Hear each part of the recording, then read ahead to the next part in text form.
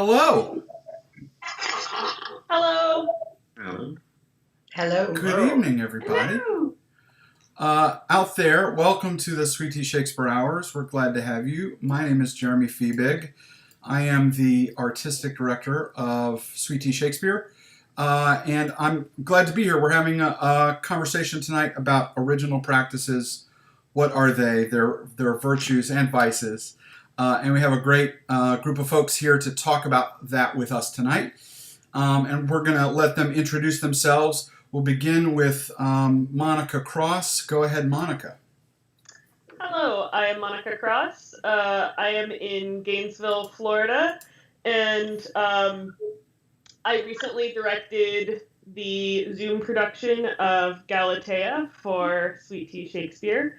And with my background at Mary Baldwin, as we've discussed on this before, if you've seen other times that I've been on, I studied original practices alongside other approaches to Shakespeare, and I've directed in original practices and hybrid and some other things like that.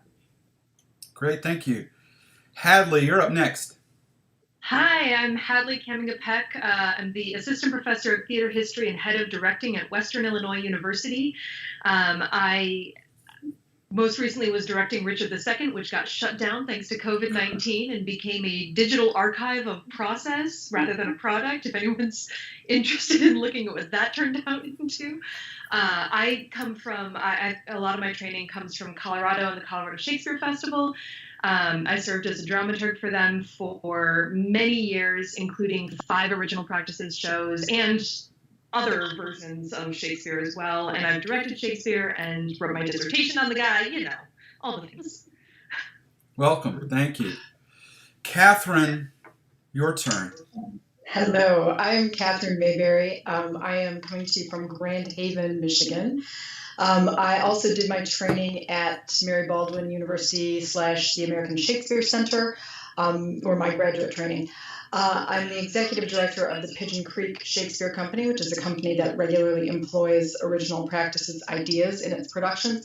And I also spend a lot of time acting, directing, and teaching in a reconstructed early modern playhouse called The Rose at the Blue Lake Fine Arts Camp. Welcome. Scott, your turn. Okay. So I'm Scott Harmon. I'm currently a visiting assistant professor of theater at Aquinas College in Grand Rapids, Michigan. I'm also, except this summer, usually a longtime summer faculty member at the Interlochen Center for the Arts in Michigan, training young actors. Been there for a couple decades now. My kind of training background, I'm finishing up my PhD at the University of Wisconsin, where I really focus on acting theory and pedagogy using models from the cognitive sciences. And I have a master's in theater history from the University of Illinois. I've spent a lot of time acting in Shakespeare, directing it primarily with younger actors in kind of training environments, but acting more in the small professional theater area. So I like the guy. Thank you. Welcome. Dennis, my friend, you're up next. Hello, my name is Dennis Henry. I'm coming to you from Kokomo, Indiana, where I am a visiting lecturer of theater at Indiana University Kokomo. In the last month, I have joined the company Hoosier Shakes out of Marion, Indiana, as the artistic director.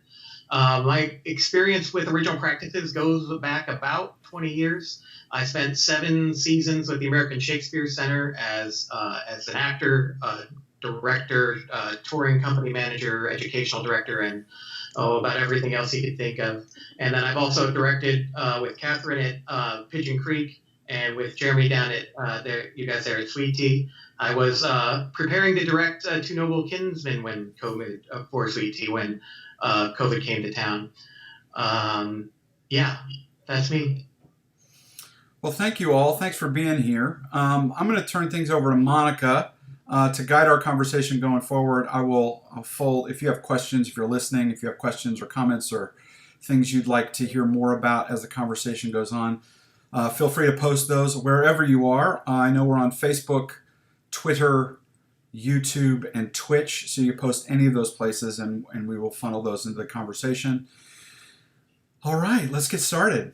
Thanks for being here. Awesome. So first off, what is original practices? When we talk about it, what are we talking about? So, Catherine, what would you say your definition of original practices are?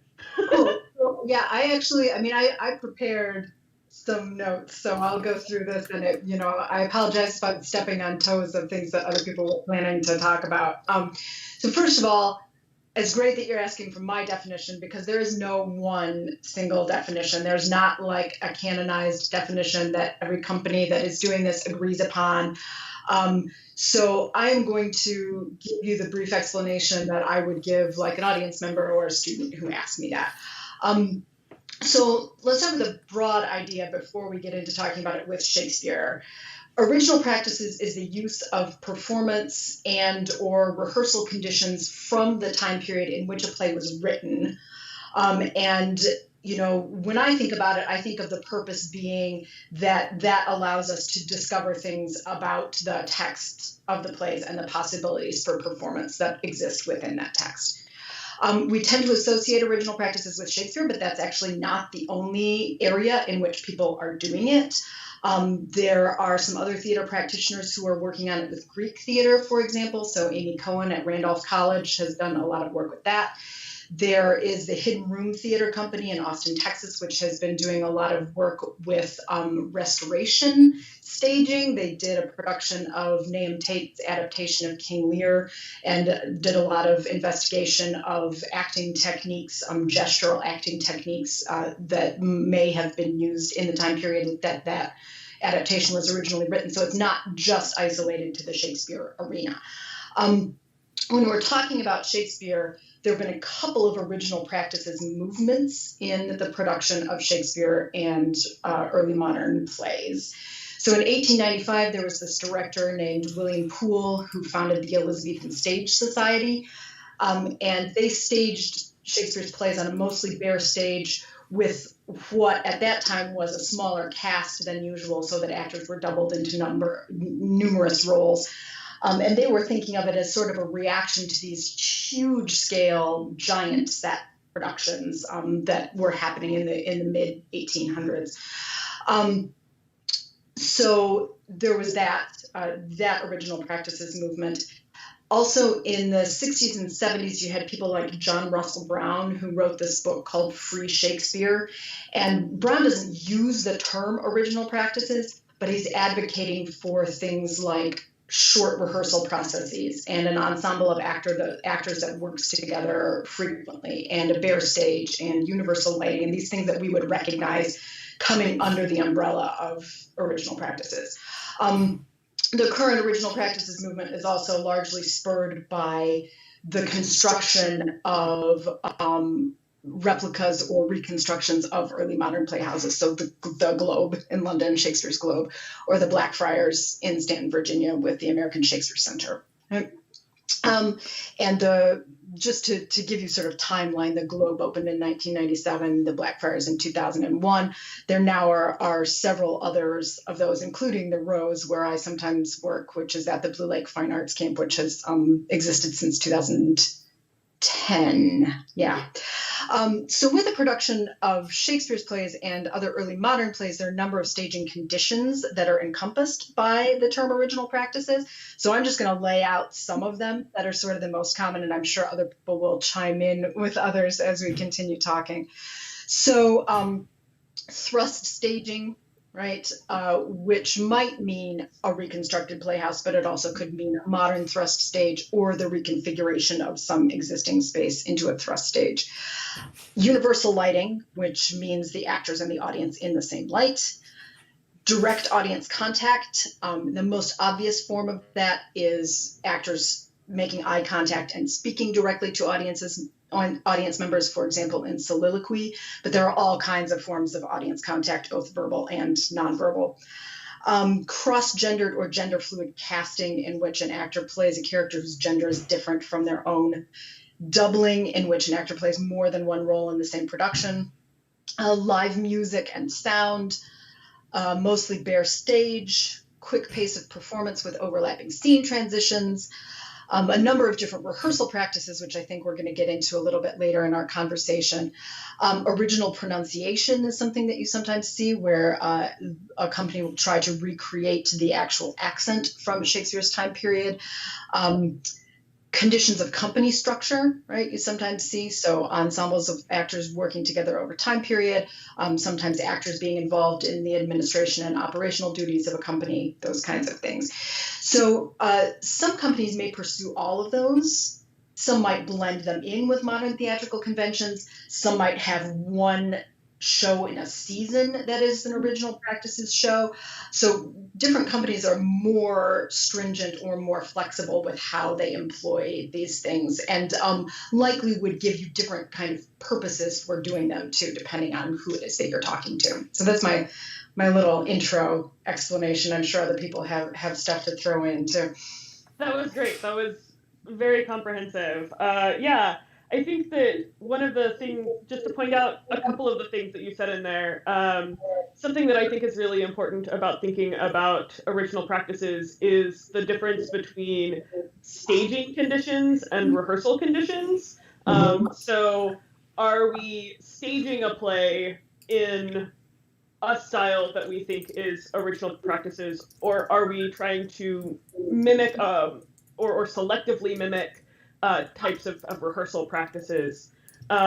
Also, with that, you'll notice my shift from original practices to staging conditions, which is another thing that companies sometimes do, trying to get away from the words original and return to an idea of like this particular person's staging, rehearsal conditions, that sort of thing. So, like the American Shakespeare Center talks about Shakespeare staging conditions in their mission page of their website. We talked about a lot at Colorado Shakespeare Festival was this notion of like outside in original practices or inside out original practices. And so like, are we trying to make it look like Shakespeare's productions looked, which is very similar to like what Mark Rylance does with the Richard III and the Twelfth Night that he did a couple of years ago, which is like years ago now, versus are we trying to, as you said, Monica, are we trying to mimic all of the conditions under which they operated in the hopes of arriving at something that perhaps we haven't experienced before because the process is different in getting there. So that's the differentiation we use. Awesome. And I would Monica, I just want to underline that the word original is problematic for a lot of people because it doesn't mean, well, it contains within it meanings that we don't mean. So when we say original, we're saying like, I guess sort of authentic to the period in some way. But they're actually the opposite of original, some of them, in that they aren't like new ideas in that sense. And so that term alone can be sort of problematic for some of us. Yeah, the term that I liked that I used when I had a company in San Diego for a brief while was Renaissance style staging. Mm-hmm. It seemed to really describe what we were trying to do, at least. Awesome. Then would you like to talk maybe about the ASC's Actors Renaissance season and how that's different maybe from the rest of their OP, and maybe also the Renaissance run and how that works differently from everything else we've already described? Sure. I'll start with what the Renaissance run is, because I've done quite a lot of those, and I first did it at the ASC, and they've been doing it for a decade before I got there, and they got it from somebody they worked with. And the idea is I think it's a really terrific rehearsal technique in which the first day or so, maybe day and a half of rehearsals, is just with the actors together in a room without the director or stage manager. And then at the end of that rehearsal period, be it 4, 6, 8 hours, the cast then puts on the play for the director. And a lot of times, especially when there's out-of-town directors, this is the first time the director is seeing these actors. And there are some similarities to Renaissance style staging in that they didn't have a director. That let me be sure I've noted the ones I was going to talk about here. Where we go? Yeah, the company pulls its own costumes and props. There's not an outside designer, so sometimes the things look good together, sometimes they don't. A limited rehearsal time, a prompter is used. A big difference from actual Renaissance rehearsal techniques is the actors are still given the whole play. There's not cue scripts. And it's, I think it's a really exciting technique as an actor because I have an opportunity to show the director my idea of the character in case they had a real strong preconceived idea of what it is. And I like it when I'm the director because then I get to see that actor's technique, and we're starting off way ahead than if the typical slight awkwardness of the beginning rehearsal process. It's also wonderful for developing actor rapport. You get to know each other so much quicker when all of a sudden you're thrown into this sort of pressure situation. So that's the Renaissance run or Ren run. The Actors Renaissance season at the American Shakespeare Center takes that to the next step, and it's although most of the year the American Shakespeare Center does plays with directors. They do several titles for their early year season in which there are no directors, and it's run much more similar rehearsal techniques to Shakespeare's day. Same things are in effect. There's a prompter. Some of the plays are put up in as few as 3 or 4 days of rehearsal.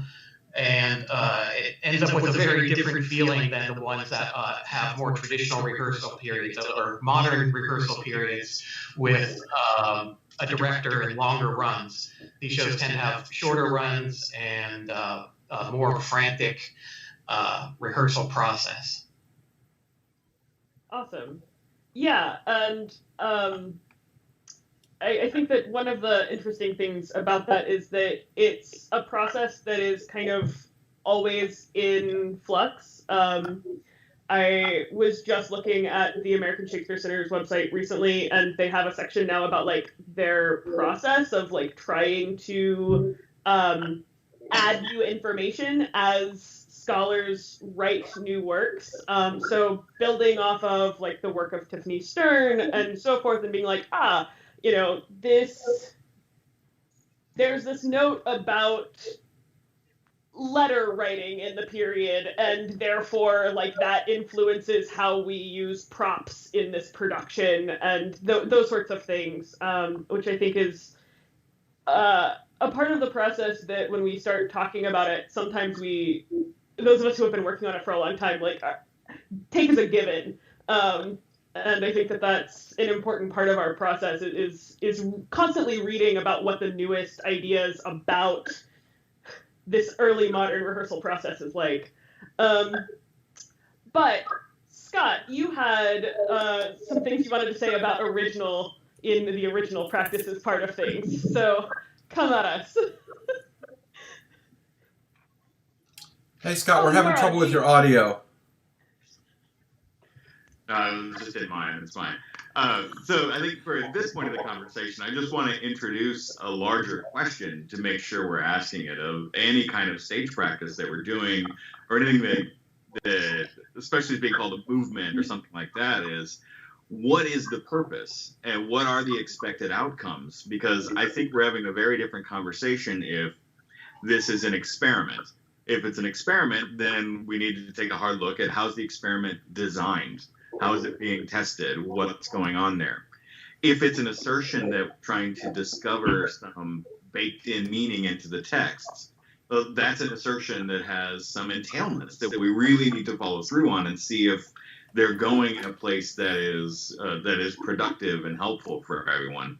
So I guess, and I know so far we talked about it more as an experiment and trying to find new possibilities. But I want to make sure that question is part of the conversation, because I have some, and I can get into later, some real concerns about the entailments of any of those points of view. I think that's so important, Scott. And I think when we start thinking about what is the purpose of this experiment, we introduce the concept of the audience. and how does the audience interact with everything that we're talking about with original practices, Renaissance staging, whatever you want to call it. And that's where things start changing for me a lot. Cool. So let's talk about this in terms of actors and rehearsal room and process and what we bring in when we're using some form of original practices, whether we're focused on the rehearsal process or the staging conditions, and sort of what's useful for actors and maybe areas where original practices are a little bit more slippery.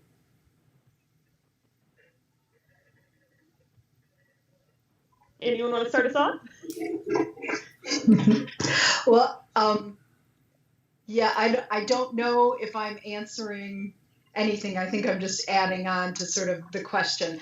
I think we also want to be really careful to introduce the idea that we cannot recreate an early modern audience, right? Like you sometimes, unfortunately, like I run into it like with press descriptions of what it is that my company is doing. Or, someone else, like a venue will book us and then advertise what we're doing as an authentic Shakespearean experience, or, experience this as Shakespeare's audience experienced it. We can't recreate an early modern audience, right? This is what these plays are what theater was like to them. Like for us to employ, for example, thrust staging and universal lighting is a direct reaction to proscenium staging and the lights off in the audience. And our audiences come in with those conventions sort of already in their heads. So I would be hard pressed to think of anyone I know who's doing original practices who's arguing that they can recreate the early modern audience's experience, right? There may be those people out there, but I think sometimes, lay people do present it in that way. I certainly have run across that, like, people asking me in radio interviews when I'm out promoting a show, like, oh, so, this is going to be like the Renaissance Fair. We're going to feel just like Shakespeare's audience did. Well, the Renaissance Fair has its problems too. So, so I just wanted to throw that into the mix because it sounds like that's at least tangentially related to this question of the purpose. But I would ask, aren't we, like, when you brand this, and that's kind of how I've talked about this before, as a branding of a set of processes, and I think whether it's original, Renaissance, which already it's very loose in Italian, English, French, right, or authentic was one of the other words that's come up. Aren't we creating that impression in people, even if explicitly denying it in other places? Can I address that? That branding. Go ahead, Dennis. I'll come back to that as well. Yeah, I think that the goal of that branding is, I teach a lot of intro to theater to college students, and they the conception of theater is that there's a stuffiness to it, that it's always in this giant auditorium that has 2,000 seats, and there's lights down, and there's a fourth wall, and that's what they mostly think of as theater. And I think that happens a lot in the general public. And I think the goal of this branding, and I would never use the word authentic, but I would say Renaissance, I would say original practices, I would say Shakespeare's staging conditions, is to let them know that it's something different than what you might be expecting from a typical theater, that there is a visible audience, and an audience and a thrust that can see each other and see the reactions, and an actor talking directly to you, which just isn't what most people imagine as a typical theater experience. I'll just say, as a person who, I think like Catherine, at least among us, has to worry about what it is you're selling and making sure that people are buying the right thing and sort of setting up the expectations in the right way. I'm on Scott's team on this one. It's really scary to say we're doing, for me, Elizabethan, Renaissance, anything. Sweet Tea Shakespeare's in the state that does the lost colony stuff. So like there's a real association with that, and actually we're moving in the other direction. Like that's the whole point of us, as Catherine said, we're kind of a reaction. I do have a question from Cassidy Cash of That Shakespeare Life. I'd love to fold in because I think it fits with some of what we're talking about. She actually has a couple of questions. So she says, with Shakespeare's plays being such a reflection of 16th century life, what do you think we lose something of what Shakespeare intended when we change the conditions to be more modern? And she also asks, do you think we're still performing Shakespeare when we take the plays out of the historical context, or have we adapted Shakespeare into something new when we place it under different conditions? So I'll throw those in there in case you wish to address it. Thank you, Cassidy. I have lots of feelings about those things, which I'll just start off by saying we can never know what Shakespeare intended. And I think most of us agree on that, right? That's something that we always have to teach our intro to theater students. You can't ever say what the playwright intended. Even if the playwright's alive and tries to tell you what he intended, he'll change his mind the next day. We all know that, right? But I understand the impulse to want to understand more about what Shakespeare was hoping to accomplish. I think the thing I always come back to is, we think of Shakespeare, we think of puffy pants and doublets and hose and everything like that, which for them was contemporary dress. So I think absolutely we are achieving a lot of what Shakespeare was doing by setting the plays in a contemporary setting and putting them in everyday clothes that people recognize and situations that are familiar to us. In that sense, we are actually recreating the same relationship between the plays and the audience that Shakespeare's plays had with their audience. So that's my 2 cents on that. Yeah, I'll jump in to that too. Just to point out for people who aren't familiar with this, there's actually a big debate even within the original practices world of Shakespeare about Renaissance or early modern costuming versus our contemporary costuming. And the argument on the one side, which is completely the one that I would take, which is exactly what you're saying, right? It's actually more the experience that Shakespeare's audience would have had if you're trying to achieve that in some way, for us to do contemporary costuming because status is coded into our modern clothes in a similar way to the way it was for them. And they were also already doing recontextualization, right? They were doing Roman plays, at least partially, in Elizabethan or Jacobean dress. So, yeah, and I also think, to go back to Cassidy's questions, there's a way in which, I don't know. I mean, I guess I don't know how we want to define adaptation, but every production of any play, in a sense, is an adaptation, because once the playwright writes it, they let it go out into the world, and those words take on meaning in the act of interpretation, right? So we're always engaged in that when we're doing theater. I don't know if it's more or less with Shakespeare, maybe more because the language is in an earlier form of English, and so there are words that have changed meaning, right? And we can't help the fact that our modern audience hears the new meaning in those words and things. But I think we're always engaged in that, moving things away from whatever it was the playwright had in his head when he wrote them down, in a sense. I have another question from Saki. They say, seems OP is almost more for the artists than the audience. Do we use OP or authentic as a marketing tool or as an experience for artists? Are you talking about, does that mean the term or the style? I think both. Right. I think both. Is it certainly OP has been accused of being a marketing sort of gimmick, right? That authenticity is like one of the ways you draw people in who are maybe into the Renaissance fair, or seeing things, the way it was intended, nostalgia or whatever that was. So I think it could be both the spirit and the label. Any thoughts there?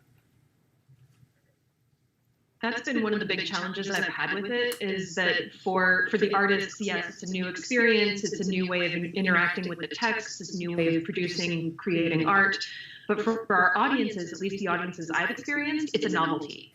It's not something that is, and yes, there might be some enlightening factors, but it's not the thing that they would come back and see again and again and again and again. And I think that's reflected in the number of companies that are doing OP and who can actually sustain a full OP season. The ones that can are the ones who have truly dedicated themselves to it. But it's not something that everyone everywhere wants to go see Shakespeare done this way. For some people, it's something that you see once and that's enough. And then there's the true diehard Ren Fair fans who are like, yes, this is amazing. This is the only way to see Shakespeare. And I love those people too. They deserve theater too. It goes back to that problem, I think, that you can't recreate the Renaissance audience. So even if you find something between the actors or between the artists that is reminiscent of or informed by the history, that actor-audience relationship will never be anywhere close, right? That will not fully be affected by that. We're not bringing them back in time, I think. When I draw the OPs, I talk a lot about balancing the playing field for our actors and helping them to understand what an Elizabethan actor would have understood. And it's the same with the audience. I can't educate 2,000 people every night on what it was like, as you were talking about earlier, Catherine, that's just not something that we're able to do. Yeah, and I don't know if that's part of the goal at all. I think the things that are most important to me about, for lack of a better term, original practices is the visible audience, the thrust staging, and the pace of the play. And it's to me, I couldn't care less how Shakespeare actually put on his plays, but I think knowing that he was writing for these conditions helps inform. It's the same way knowing how plays in the Victorian area were staged will inform you about what Oscar Wilde was going after, right? We can't for sure know intent, but we can learn from that. And I feel that when you focus on pace and thrust and visible audience, that there is an entertainment experience that is different from lights out in the proscenium. And having performed hundreds of times under these conditions and having observed as assistant director and tour manager, just getting to watch the audience a lot of time, it's a different experience when you can see how the other people are reacting to what you're doing. Right? The 20th century started by theater changing to try and emulate movies, and I think the last 50 years or so, theater's done a better job of doing what theater can do uniquely, and being a communal experience. And I think these staging conditions bring back that communal experience. And so I think what it offers is modern communal entertainment, not a trip to the past.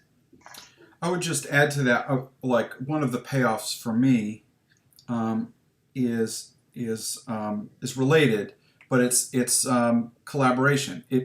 There are other ways into this. There's ensemble work that happens everywhere. But one of the things that I've noticed about OP work that's unique in its approach is the sort of anti-hierarchical opportunities it affords, which I think is, for me, I am a director. The director is an invention that's about 150 years old, and maybe it's time to look at some other options. So I sort of see that part as a new practice, not necessarily a historical one. It happens to be, but I'm interested for how it gets, we've watched the last few years of news about entertainers who sit at the top of hierarchies, and I think this offers us a way into that, just a way into reversing some of that. I definitely think that it can.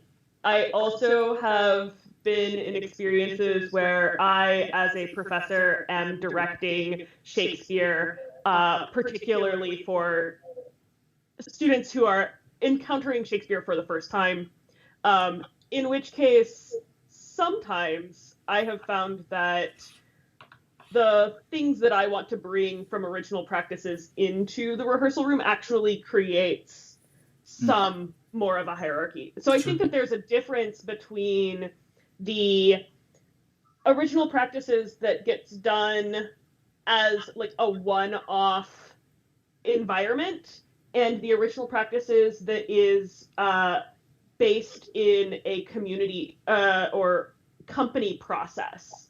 And I think there's a lot of interesting and fruitful things in those two different styles of approaching it.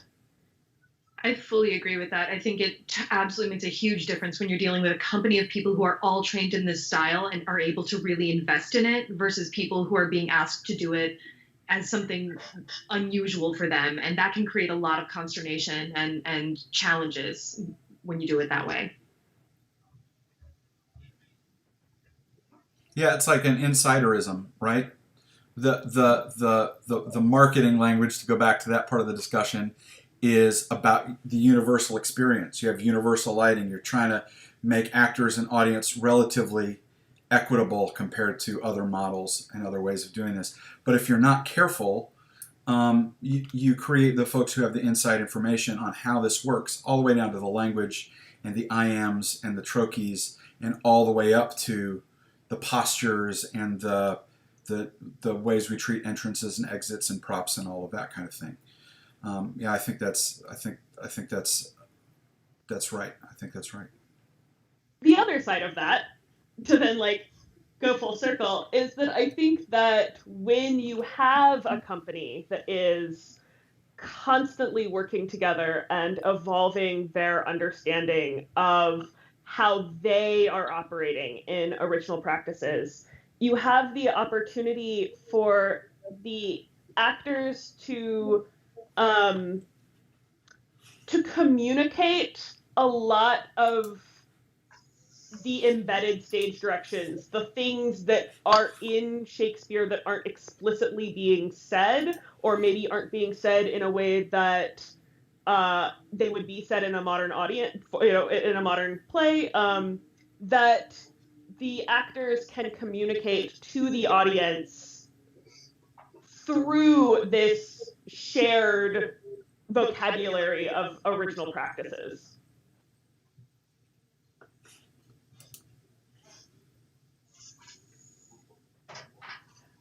I guess I still feel us sort of talking around the idea that there are things that are inherently baked into the play. And I think we can try to avoid saying authorial intent, but we're saying authorial intent when we say that. And that opens a lot of, like, I would say a can of worms, but I don't think they've made a can that big, right? It's sort of like Derrida, right? Talking about, we try to not say that everything's founded on one particular thing, but even if we don't talk about it, it's there. Because whether there's a reason it's any form of this is original, authentic, Renaissance, but people, and there have been other like modern movements that are against the proscenium stage, and I'm no fan of the proscenium. Everything I do is in a thrust or alley or something like that, right?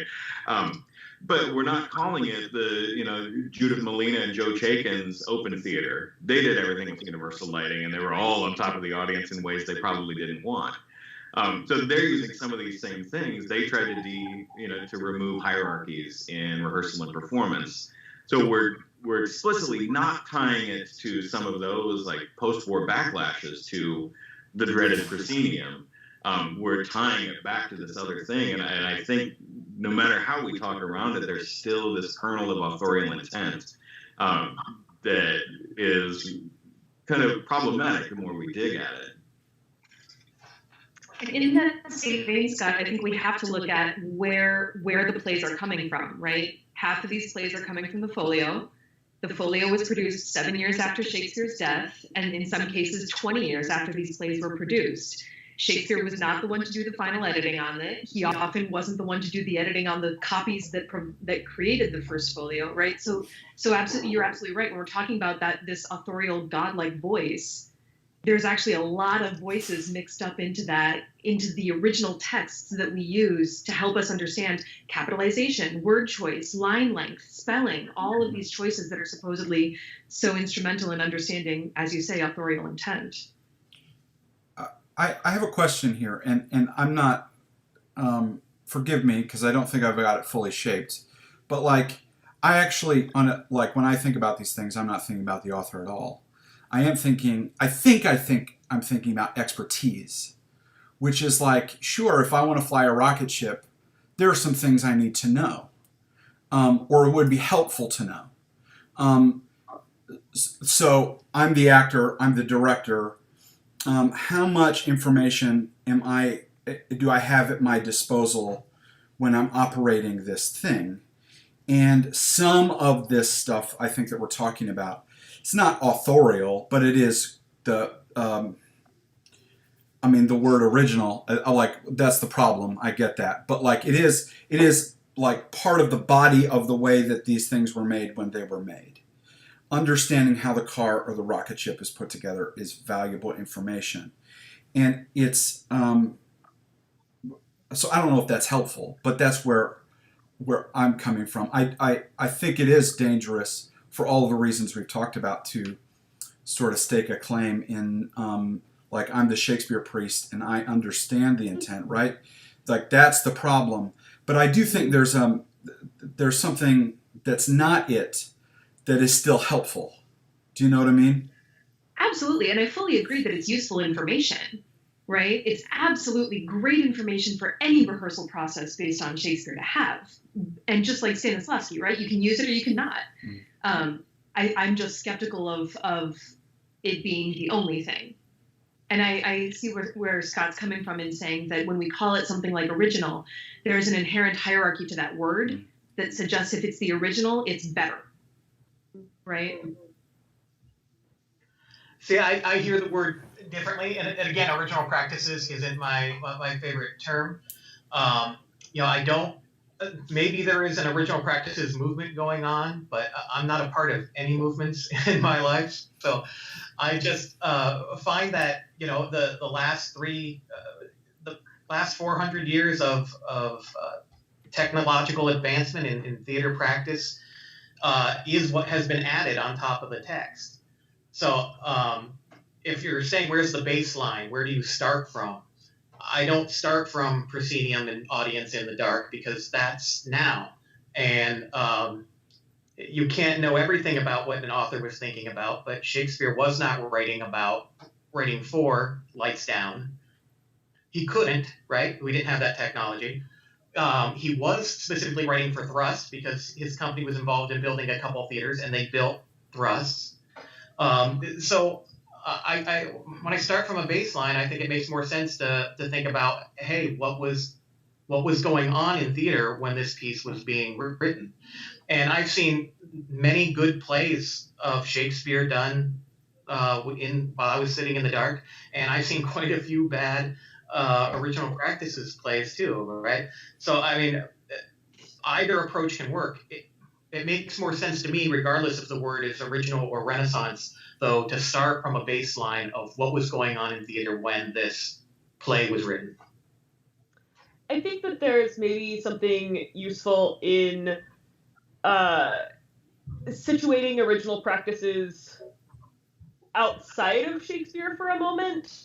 And I don't know if anyone can jump in on this, but thinking about when we are working with original practices, where are we getting the ideas that we are saying are the practices either of staging conditions or rehearsal conditions? I threw out Tiffany Stern earlier, but I know that there are others. But I think the case of trying to do some version of original practices with the Greeks is actually a really good example of the problem with the leaps you need to make, I think, to construct something like this. I'm teaching a theater history course right now, and the thing I have to say every 10 minutes is, we think. right? We have such a paucity of sources of what was going on in the golden age of Athens that I think you have to make some really massive leaps to say that you found anything that resembles the period. And we have less of that problem in the English Renaissance and the Italian Renaissance, etc. We have less of that problem, but it doesn't go away. There's still, it requires a lot of supposition and inference that I think is tough to just kind of move past without really commenting on. I think a good example of that is maybe Q scripts, right? We have extant roles, right? And that's where we have derived the concept of Q scripts from. But I know that I create flashcards for my own, memorization, and I have these just like stacks with rubber bands. I put them in my back pocket and I go. And so one of the sort of counter arguments to that particular moment, like that particular idea is, well, do we know that the actors weren't given access to the whole script? Or could that possibly be an actor's copying down of their own lines for memorization? And so that, I think, is definitely part of the process, is that slippery moment of these are things that this is the evidence that we have.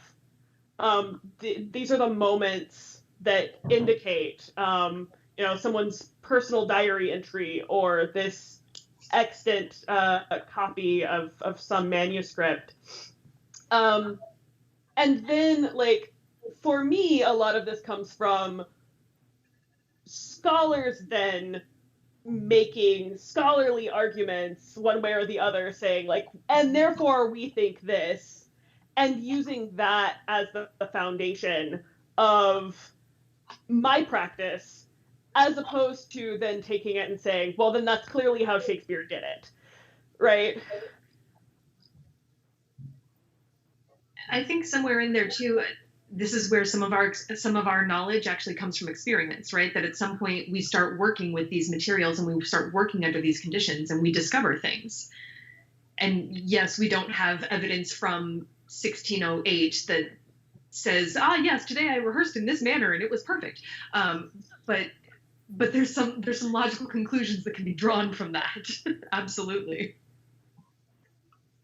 And sort of to go back to we know less about the Greek theater. Yes, totally. That's, and that's something that I know very little about, but I got to see one of Amy Cohen's original practices, Greek tragedies, Seven Against Thebes. It was probably about 8 years ago now. And the thing that was fascinating about it was that the masks, which she has done a lot to work on how she thinks the masks should be put together, and the students make them. And there was a huge difference between how the audience could hear dialogue just based on where an actor turned their head.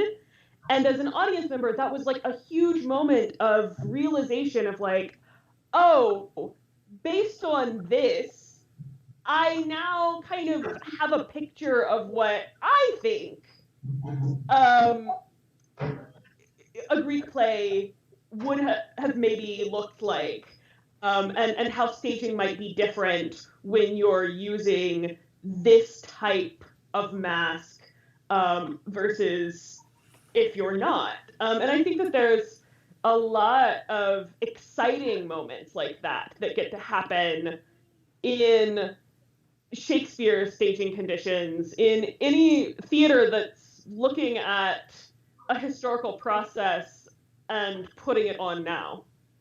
Well, and you're pointing to the sort of so Jeremy Lopez's argument about original practice and the sort of theory behind it, which is that it's primarily a teaching enterprise. that it's meant like I would the question I would have for you, Monica, based on your experience with the Greek original practice thing is, do you love that because you're a theater kid and took theater history classes and always sort of wondered, and if you are, I don't know, the soccer kid off the street, do you have that same appreciation, or is it just like weird? You know what I mean? Like, is it just watching people play World of Warcraft? And that's the question I have about some of this. So I don't know. I don't know. You can answer, but I don't know what the answer is, right? Well, and that kind of goes back to my comment earlier about how for a lot of people, original practices is novelty. They see it once and go, okay, I've experienced it, that's enough. And then for, as you just said, for the theater diehards, we learn more every time, and it's fascinating and it's amazing. And so it feels to me like specialized knowledge. Like, unless you're indoctrinated into the world of original practices, you don't get to participate. Yeah, see, I would say the difference for me that I observe in audience members doesn't have to do with that knowledge. And I mean, it's partly because, our company performs this way all the time, right? So it's not like there's one show in the season that's the original practices show. People who come to see us know, our regular audience members know that that's how we're going to perform. And when new audience members come and become return audience members, it's because they love what they experienced. I don't think it's because they go, oh, aha, they're using original practices. The big division I would see has to do with that direct audience contact. And that would be true in, modern immersive shows too, which is there's some people who don't want that as part of their entertainment experience, right? And some people who absolutely want that, like that makes them feel included and part of a community. And some people, for whom it feels uncomfortable. We actually have some regular audience members who love the plays, who love seeing performances, who will call the box office and say, will you put me X number of rows back? Because I love to see other people get that interaction, but I don't want it. I would be one of those people, by the way. Yeah, I'm sitting in the furthest, darkest spot, if possible. Yeah, I have heard that. And it's really interesting. Like, they like to see someone else become the audience's representative and receive that interaction, but they don't like it themselves. But that division in the audience, I don't necessarily think has to do with the only people who enjoy it are people who are enjoying it in an academic way. Yeah, and I think that maybe has to do with how we approach original practices and what, picking and choosing, right? I don't know that. Yeah, I don't have a thought for that. If anyone else has a thought for that, I'll come back to it. Sure, you definitely have to pick and choose, right? And that's for a good reason. You talk about the being hard to hear, turning away in the Greek play because of the mass. So that would make me think I would not want to employ that particular staging condition. I think the ones that you pick are the ones that enhance the audience experiment, because it's not about authenticity. It's about what is the best way, most exciting way to do this particular play. You're not going to have people peeing in ditches or prostitutes working in the crowd, right? In theory, in your original practice of Shakespeare, but that would be more authentic. But we don't do that because that's not enhancing our experience. Well, for most of us, anyway.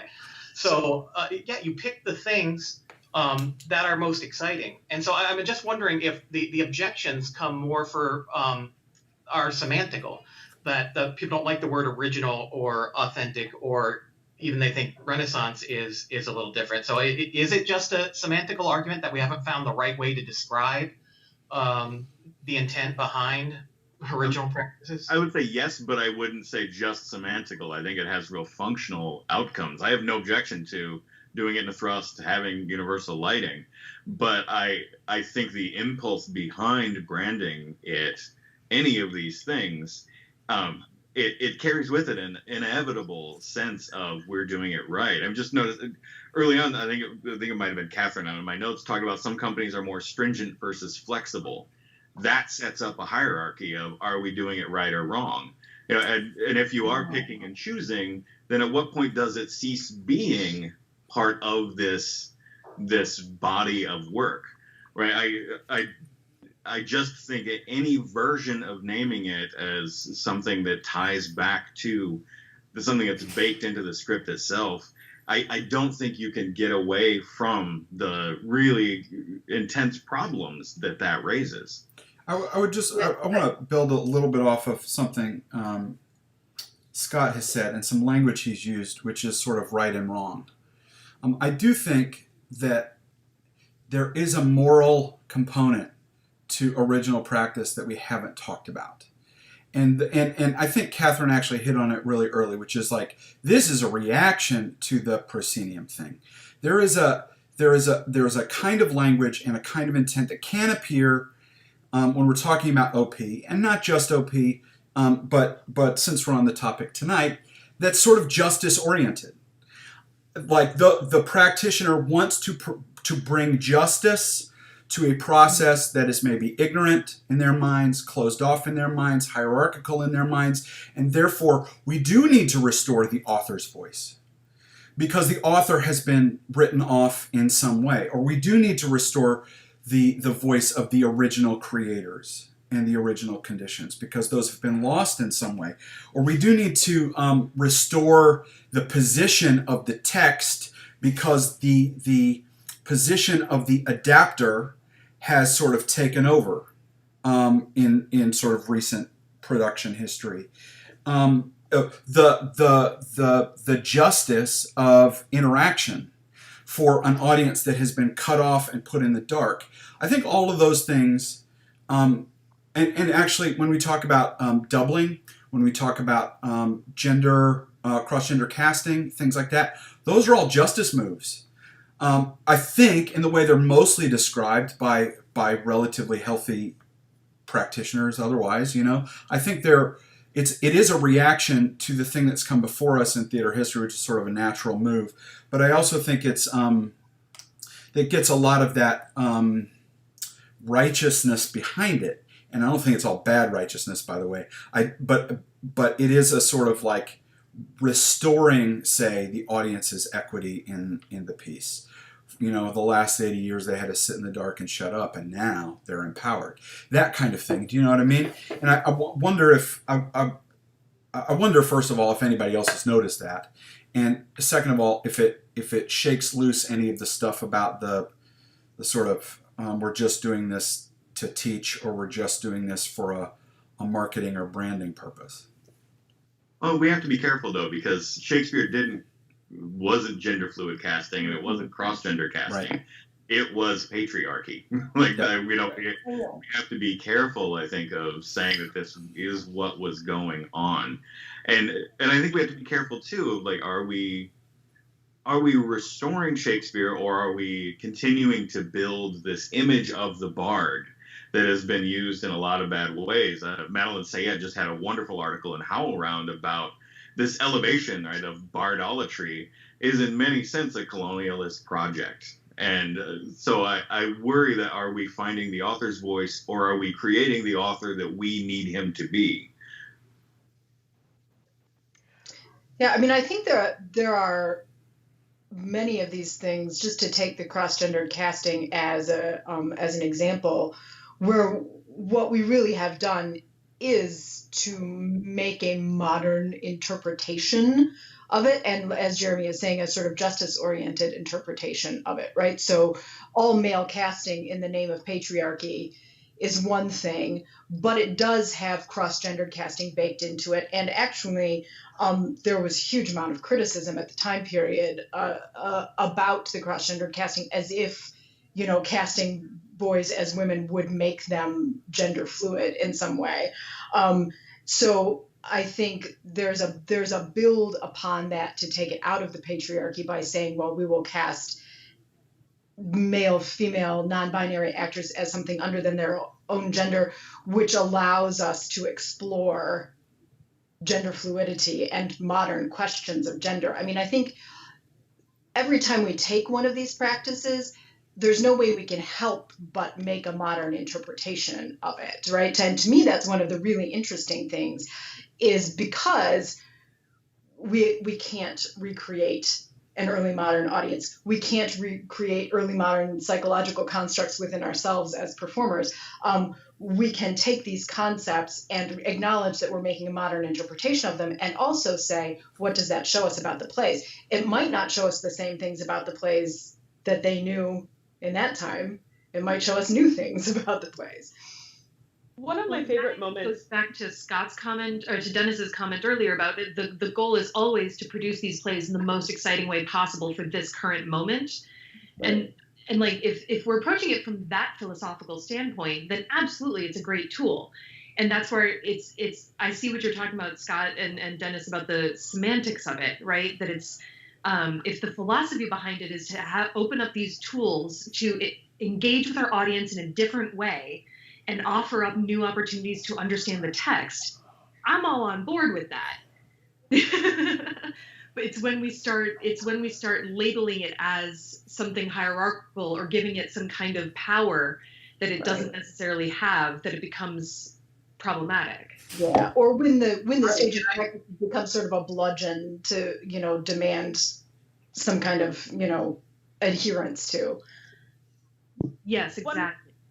One of my favorite moments of the use of modern cross-gender casting in an early modern play is there was a production, I think it was Look About You, that the ASC did during their Actors Renaissance season, and Ellison Glinzer is playing a messenger that has this box with a missive in it and gets waylaid and kind of poisoned and wakes up, and the box has been stolen, and is screaming, "Oh, my box, while rolling across the stage, grabbing her stomach. And it was amazing, right? That did not exist in this 16th century play, but it has some moments that are similar to "If I were a woman, I would kiss as many of you as had beards that please me." It has that quality to it, and I love moments like that when working with Shakespeare's staging conditions, and being able to throw in those recognitions to, okay, there's a difference between the body of the actor and the body of the character, that is not the same difference that Shakespeare wrote for, but is a difference that we can create dissonance with in a way that is analogous to the dissonance that Shakespeare was creating with his dialogue. Yeah, I don't see where the claims of better are. Most of the people I know who do primarily original practices Shakespeare, I don't hear them deriding modern productions that are well done. It just seems to be a preference as a way into the text, and as using it as a technique to open up the play. And I have seen occasional pretentious presentations at the Blackfriars Conference that may go too far in their declarations, but on the whole, I don't see where the practitioners of this style of theater ever claim superiority.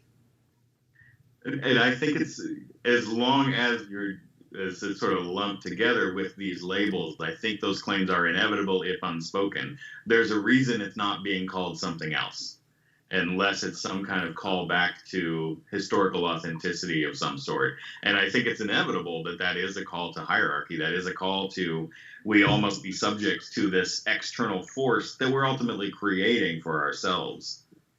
And I think that maybe part of that is the way that it's perceived outside, as opposed to the way that it is experienced inside, right? So I spent a summer working in Atlanta, and there were two Shakespeare companies at the time. One was, the Atlanta Shakespeare Tavern, and the Georgia Shakespeare Festival, and they both, like, one of them did very modern theater, and the other one has the original practices playhouse, right? But the thing that I noticed was audiences' responses to one or the other, and box office for one getting called, being like, well, why aren't you doing it the right way? And so that becomes a part of the responsibility of us as practitioners to talk about what we're doing in a way that doesn't generate certain types of assumptions. Yeah, I would also say part of this has to do with the space. So when you build a giant Shakespeare church in London, or you build one in Virginia, and there are others. We just gravitate towards those two because of our points of reference, I think. But when you build the Shakespeare church, it does follow that there will be sort of practices that feel like orthodoxy. Maybe the practitioners don't feel like that, but I mean, an outside dispassionate eye could make the association, and I think it's fair. Do you know what I mean? What's interesting to me are the companies like some of ours here that don't have the space and are using the practices a bit more like historically informed avant-garde practices is the way I would describe them in some way, right? They're meant as disruptors. They're meant to sort of shake you awake from the usual sort of passive audience experience, in the way that something like the promenade vogue of the last few years, like Sleep No More, is trying to do the same thing, but is not historically informed. Do you know what I mean? Like, so it's more like dance informed and somatic informed, right? It's just a different lens. And so, but for me, that space thing is a big piece of this, because if you don't build historically authentic reconstruction, you don't use the word reconstruction, you're doing something else. I think you can insert similar practices, identical practices, into that space, and they're regarded differently. And one of the, like my evidence here is like Theater for a New Audience in New York, which has basically it looks like the Blackfriars. It's 3 galleried seats, and it's a thrust stage, and yeah, it has more trapdoors. I mean, but functionally it works in the same way. And I mean, they've had productions there that are probably functionally original practices. I don't know that they would call them that, but they're out in front of an audience. They're exposed. They're doing the things I think we're talking about, but we don't think of them in that way, right? So I don't know. I'm saying all that to say I think space matters. It's a little religion, right? Shakespeare's a little religion, and these are the churches that are defining some of the orthodox practice. I love that analogy with religion and orthodoxy, because I'm going to chime in with the perspective of an educator now, right? If we're teaching young actors that this is the right way to do it, that becomes a challenge as well for me if I'm trying to get them to do more things than just this. And I work with Bill Kincaid, who recently published Performing Shakespeare Unrehearsed, right? And that's his wonderful book. And I love Bill Kincaid. I have such respect for the work he's done with understanding what he calls unrehearsed Shakespeare, which is, there's another term for us, unrehearsed Shakespeare. What's interesting to me is when students do take this as doctrine, that because it says here, I am walking towards a thing, and because it says there, I need to move away from a thing. And suddenly I'm trying to, we're all trying to build a thing, and it's not in that world, and students are doing a thing, and I have to they haven't understood that this is a choice and not the automatic way you analyze the language, right? So that's another aspect of it as well, is how is it being taught to them? How are the younger generation who are starting to learn this for the first time understanding how this is available to them? Is it the thing you have to do, or is it an opportunity? I agree, absolutely. And I really hope that there aren't practitioners of original practices saying this is the only way to do it. I find I need to say, hey, this is a way to do it, and I have to explain the concept behind original practices, because usually they're unfamiliar with it, and they think the way to do it is proscenium with a big set. Like, oh, we're not going to have a set, and they're disappointed because they don't think it's real theater if they don't have a Shakespeare DC $1 million set. So it's really dealing with expectations. So maybe if there are notes of superiority being implied, it's probably more out of a sense of defensiveness than it is out of an actual attempt to say it's a better way. Go ahead, Scott. I think that is exactly what is in everyone's heart doing this. And I want to make really clear, I have no objection to any particular practice. I think we're all on the same page of we do what works. And what works is ultimately between collaborators and between you and your audience. But there's a reason it's not called... Oh, we lost Scott. Hello? Well, I'll see if I... Keep talking. I'll see if I can work on it behind the scenes. Okay, yeah. Okay, picking this up. Can I actually just toss in something having to do with Jeremy's idea about space?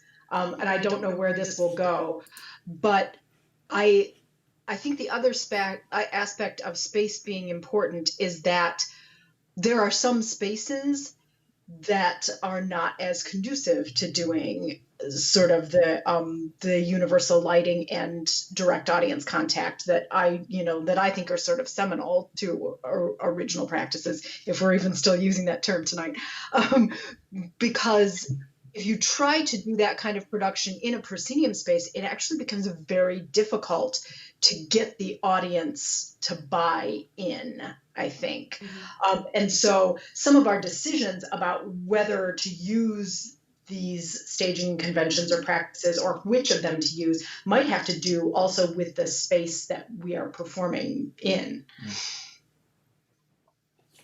Thank you. Scott, we lost you a little bit. Would you mind recapping just a bit? Yeah. Yeah, we had a freeze for a second. Okay. Hopefully I wasn't doing anything too embarrassing. All right. So I would just say that, like, I think we all agree that, yes, we should be doing what works with our collaborators, with our audience. I absolutely agree on all that. But there is a reason why I think this movement, collection, whatever, why it's not named Mary Baldwin Shakespeare practices or avant-garde, historically informed avant-garde practices, which I think is actually a fun way to look at it. But there's a reason it's named that, I think, and there's a reason why all the terminology coming out around it lies in that same sort of area. So even if no one in their heart, while they're teaching this, has that intent, I think the impact of that is predictable. Sure. I would say, I wonder if what you're describing isn't the effect of marketers who are actually probably doing a really good job in their channel, right? So if you think of like the marketing channel as separate from the sort of artistic and pedagogy channels for a second, if I'm selling something, I absolutely want to use the word authentic. I want to sell authenticity to actors who are going to work with me, and I want my director to be authentic, an authentic person, and to present authentic work.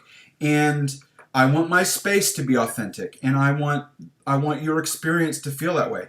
And I'm going to use it every chance I get because I know it's like this core human value. And I think actually original is another one of those words. But you're right. I think the problem is that it borrows all this problematic stuff that goes with it, right? It suggests, as Hadley has pointed out, a kind of authority. I don't mean authorial authority, although it implies that too, I think. But it does sort of elevate and isolate the work from all that other stuff, the drivel that happens in prosceniums. Do you know what I mean? And I wonder if it isn't just a marketing thing, like really effective marketing things. I think that is a big part, but if you go to a historically informed avant-garde play, that's great for people who study it. But the average person reads that, they're not going anywhere near it.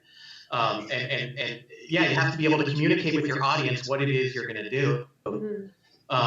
And especially because people are expecting the trappings of modern theater, proscenium, big set, a lot of sound effects. Critics say people like to see their money on the stage, right? What are you getting from the modern musical? And I think you have to delineate for the audience.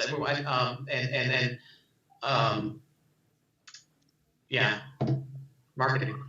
No, I definitely think that there's an element to that. I sometimes, I was directing in a black box for a while.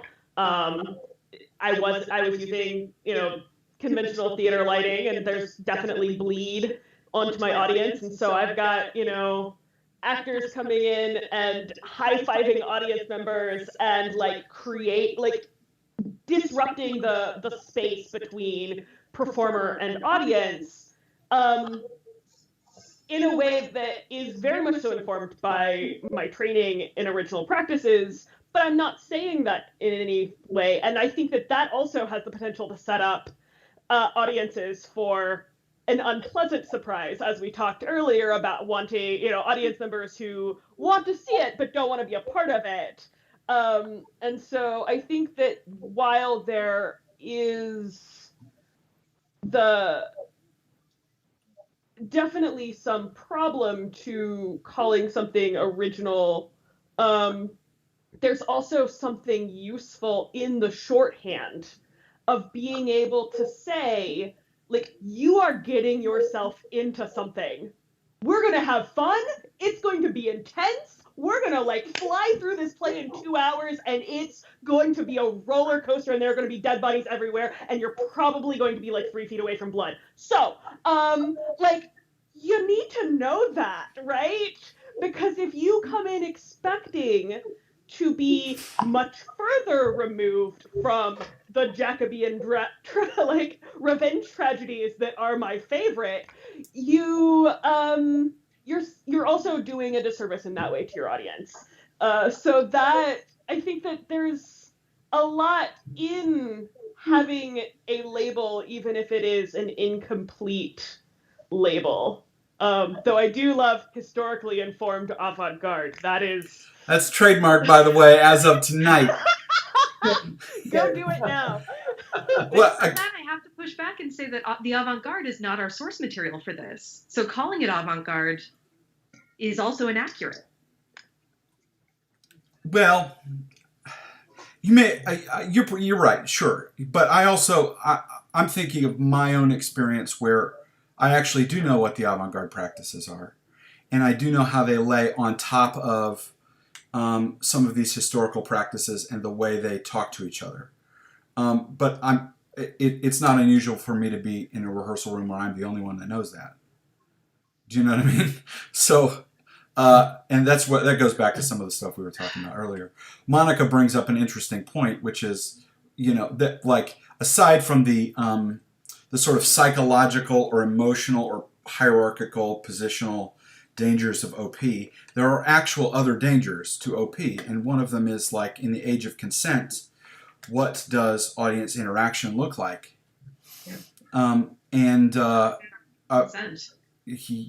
do you get it in a room? There are real dangers there. Dangers of privacy, trauma triggering, and everything else you could imagine. And so I have questions about that. I mean, I'm working them out in the stuff I do. I don't have the answers, but but there are some problems. In working in a space that sort of invites interaction, invites talking back, invites movement. You're not that far away from the people peeing in the ditch and hiring sex workers. You're not that far.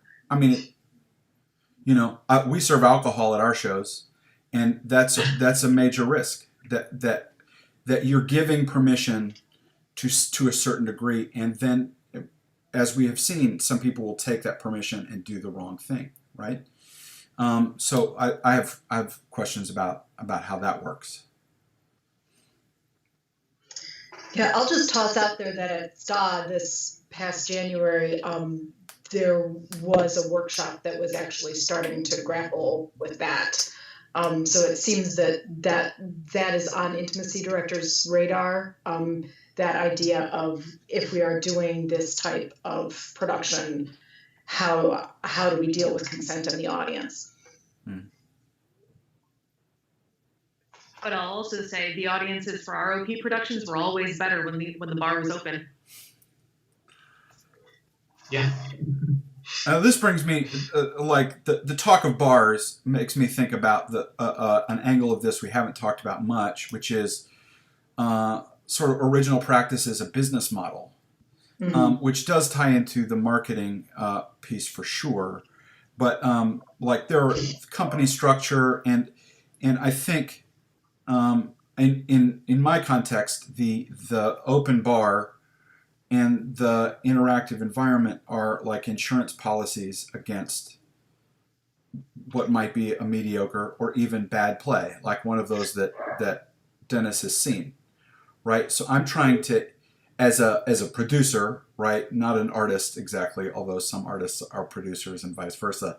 I think they're actually, those skills do not overlap in a lot of ways. But I'm trying to create insurance policies, and one of them absolutely is the authenticity thing. One of them absolutely is like a nostalgia thing, like for now 400 years that we've been doing these plays, and you're sort of part of that community of longevity. Those are things I'm trying to play into as a marketer and producer, and I'm doing them. There are plenty of OP things that I'm doing to get that, but there are plenty of non-OP things you would do to get that too. Like casting attractive people is one of those insurance policies. Do you know what I mean? And so making sure the music is beautiful and the environment is beautiful, those are insurance policies as well, that I think pick up on some cues maybe from the period about how they were putting these plays together, right? The live music piece, the sword fights at intermission, the you go to the theater, and if you would like to hire a sex worker, that's totally an option. I mean, those are insurance policies against a bad play, and that's part of what I would just like to offer as part of the OP conversation as well.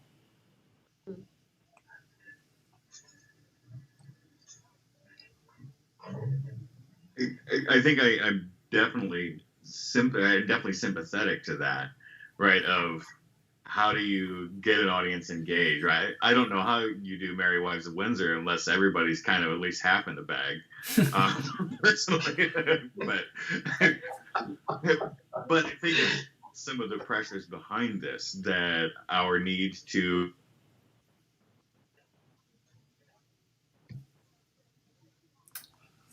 We have a freeze again, but I'm confident that it will shake out like the last one did, so we're just going to wait a minute. If you're watching from home, now is a great time to send some questions in. Scott, we had a freeze again, so pick up where you left off if you would. Yeah. All right, let me try one thing. Okay, good. As long as that joke landed, I think we're okay. I think it highlights the entailments, right, of trying to produce art in an economy, in an economic system that does not inherently reward the making of art. But one of the things it means is we end up buying into, by necessity for survival's sake, right, some of those other things that economic system has done. And this, it kind of leads me back again to the article about Shakespeare and like bardolatry as a tool of colonization. But so is an economic system, right, that we're all living in. They're not that extricable. And again, I don't hold that against anybody who's trying to survive and keep artists paid. But we got to take a moment and not notice, I think, that those all work together and we're all kind of stuck in it. Mm-hmm.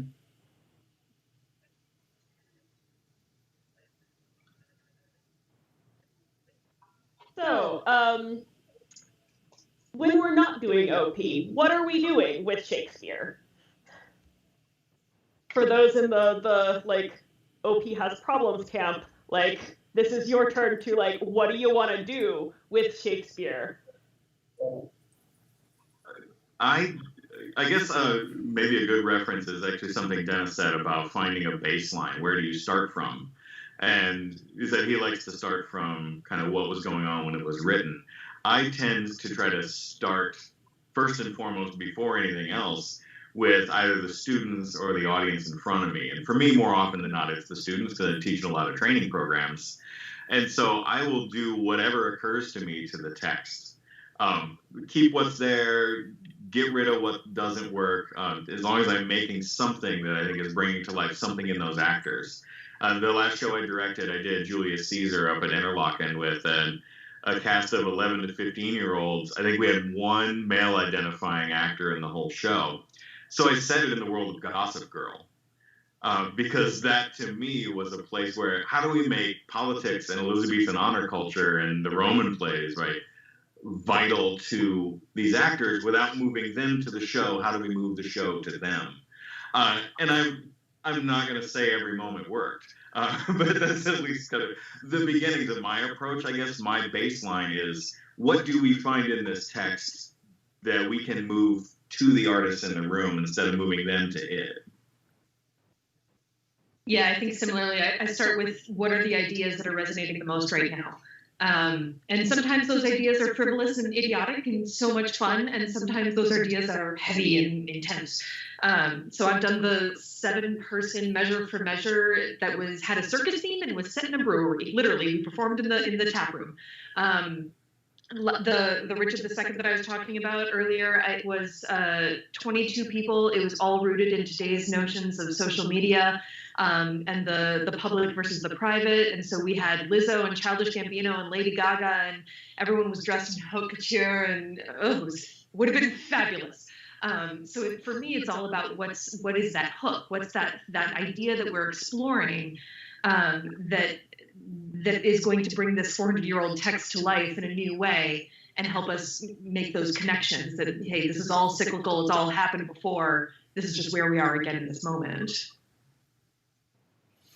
In my own practice, I've started moving towards a lot of devised work with very small casts. 3-person version of the Scottish play, that sort of thing. And one of the things that I do is it's part like original practices, Shakespeare, like the historic, so going back to the historically informed avant-garde, like it is very avant-garde, and it female focused and on a bare stage and using our voices to create all of the eerie sound effects, so that I have a historical point of reference that is mixed into this bag, and I don't differentiate.